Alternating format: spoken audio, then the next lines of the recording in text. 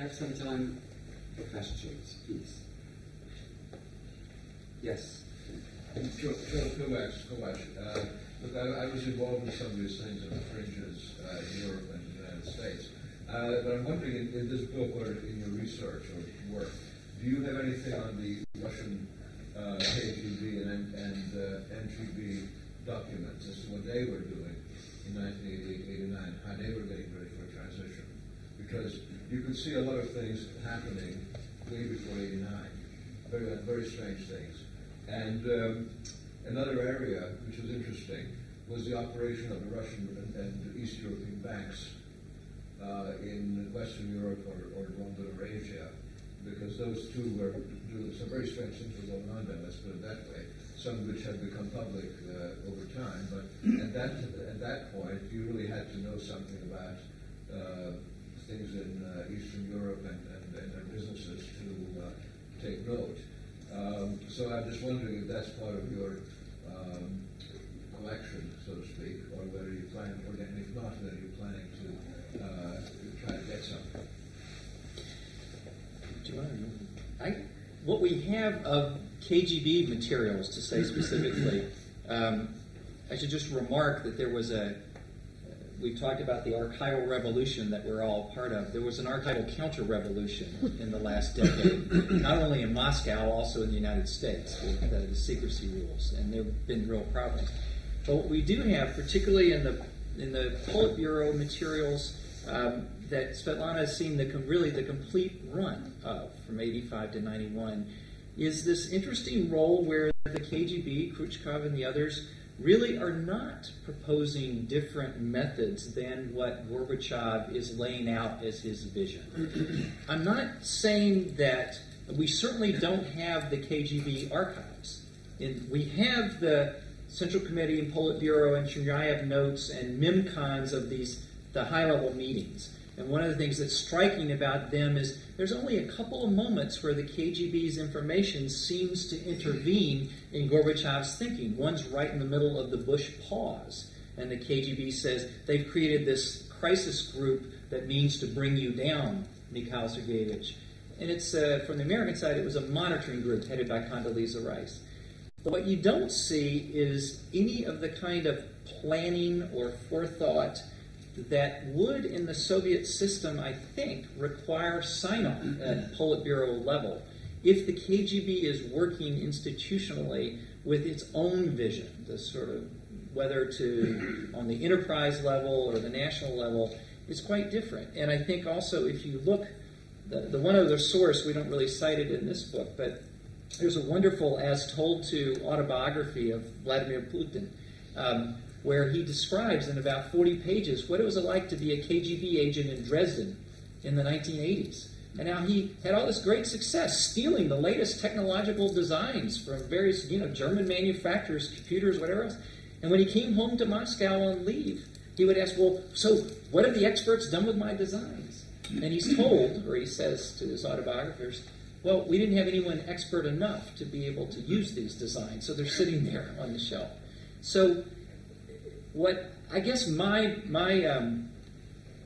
this is somewhat a diversion, but my real answer to your question would be to quote one of the Iranian hostage takers of the American diplomats in Tehran, who seized the shredded CIA documents from underneath the shredders in the embassy in 1979 and spent 6 years piecing them together, bringing in their best carpet weavers, and then they would separate them by paper and by cut of the shred and so forth. And at the end of this, she later became one of the reformist vice minister for the environment. And I met her in Tehran in 1998. And I said, so, you were a hostage taker in the great Satan, and the CIA runs everything.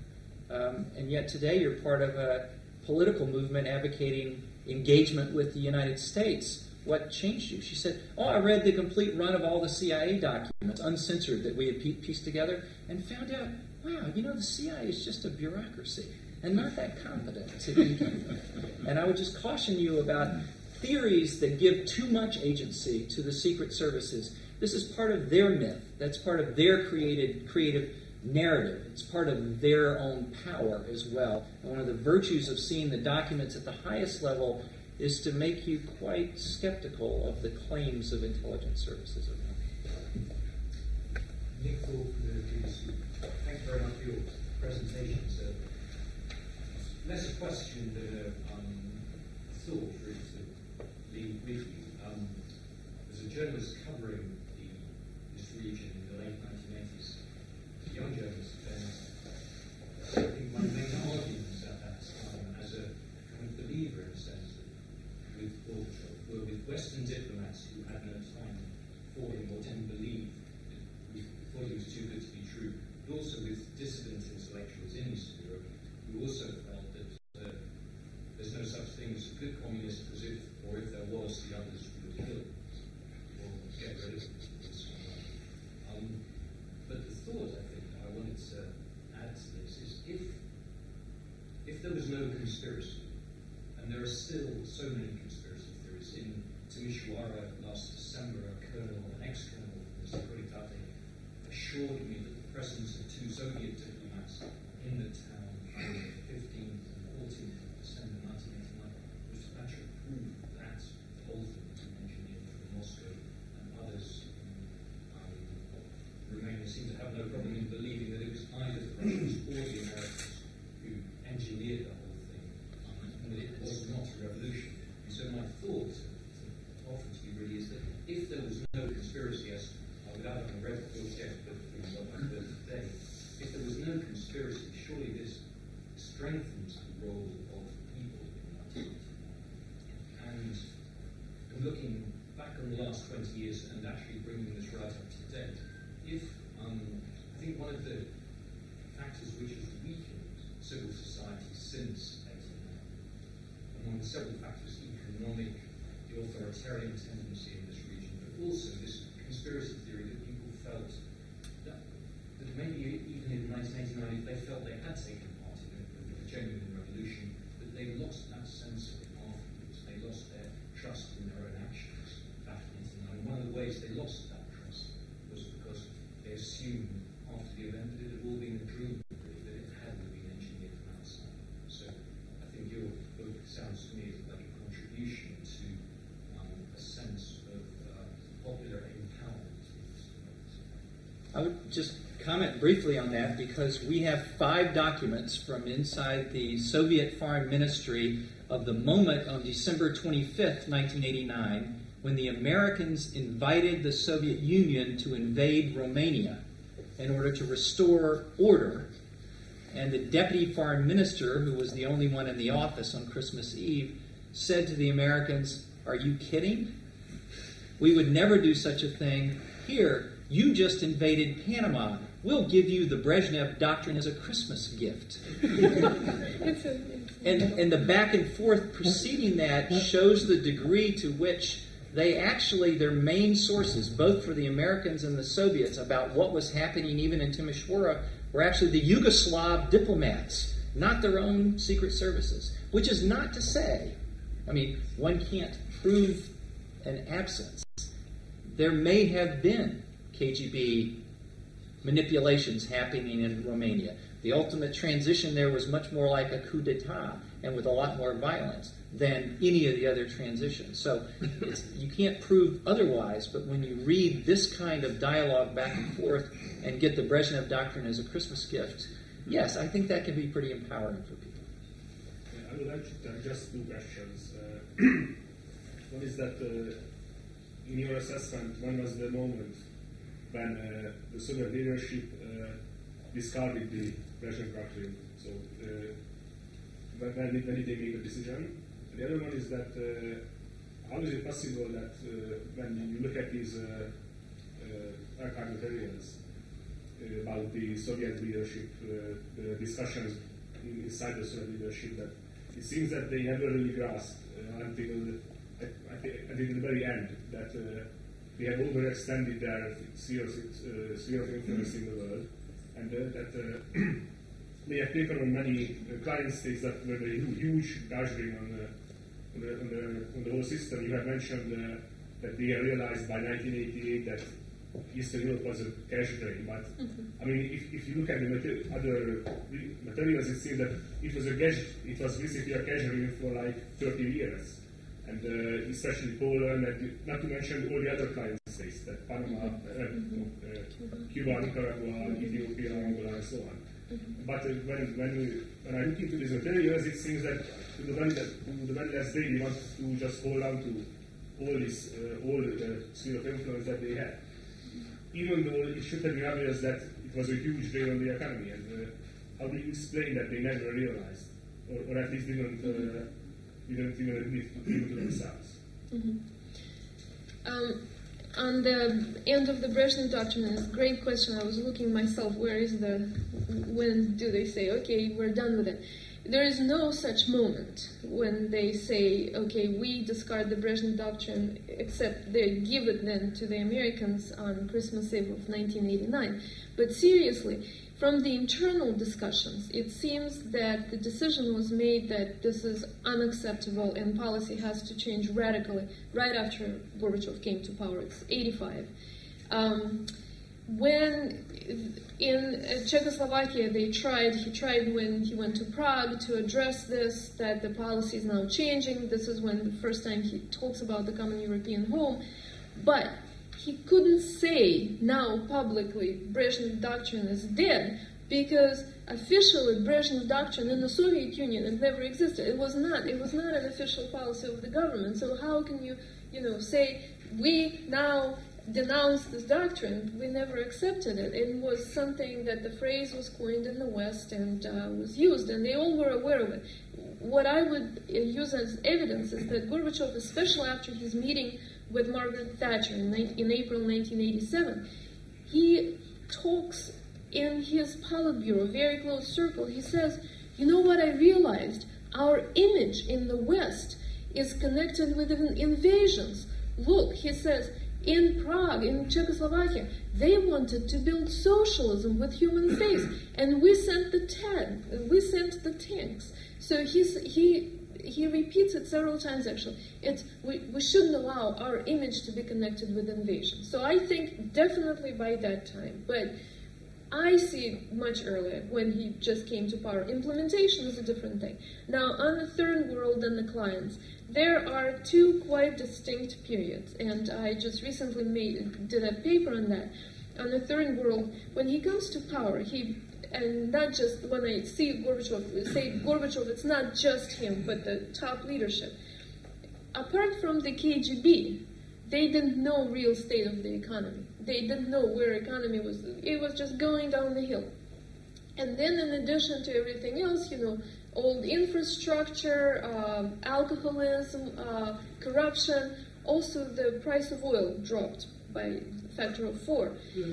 They initially thought that they will reinvigorate these clients and slowly make them rely more on themselves, but that they would be the force representing the Soviet Union in the global kind of competition of ideas. They wanted to end the Cold War, but it's still socialism, communism, that could be a peaceful competition. And then they realized, somewhat mid-1980, I would say, slightly later after they make these decisions about Eastern Europe, they realize this is just a drain. And there are discussions after discussion. They're saying we have to cut military aid.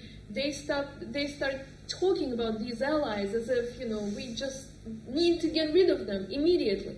They stop military aid to Central America. They actually, amazing developments. Gorbachev talks to Castro about how do we stop arms supplies to Central America from anywhere. How do we put an end to that conflict? And he explains to Castro, he says, look, we can't help you any longer. And then they withdraw even the intelligence base in 1991. They close their bases in many places of the world, in Vietnam. So there is a real change happening, but that change is happening late. That's 89-90. There was a change. Last question, and then we are suggested to continue in a more informal way. We have very good wine and excellent sandwiches outside, so it's worth to continue there. So, please, a lady. Yes. I would like to ask how the invasion of Afghanistan fit into this rather pleasant picture of things loosening up in your great question. The new leadership comes to power, and they know they inherited this war. And if you think about, there are lots of parallels with another leadership now, across the ocean over there. They inherited a very unpopular war. They knew in 1985 that militarily they will not be able to win it. That was even the military analysis that they got. But their task was to withdraw and save face. They could not look like they were defeated. They're a great power after all.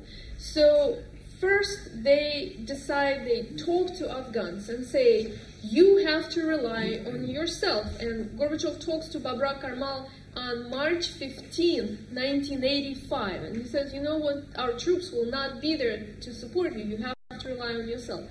Doesn't make any difference. They changed the leader. But the leader, Najibullah, is unpopular and associated with the Soviets among the population. Gorbachev calls Afghanistan the bleeding wound. He understands it undermines his political standing.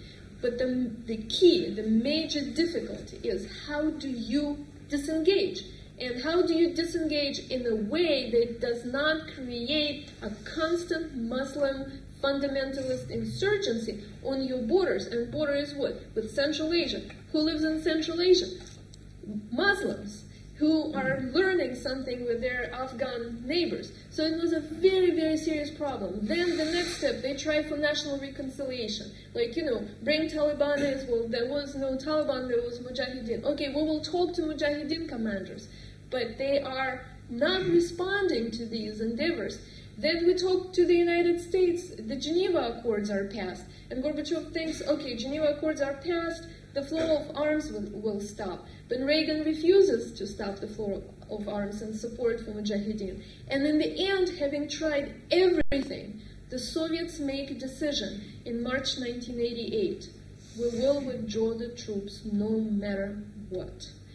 Even though at the time, their own internal assessment was that when we withdraw the troops, the government will collapse immediately, practically. They knew that Najibullah was weak, but he didn't. He survived for basically 2 more years. And then everybody, of course, forgot about Afghanistan, and we know what happened. But this was probably Gorbachev's hardest task. And in a way, it didn't work out the way he wanted it to work out. Svetlana, Tom, John, thank you very much. And please, don't leave. It was excellent fun.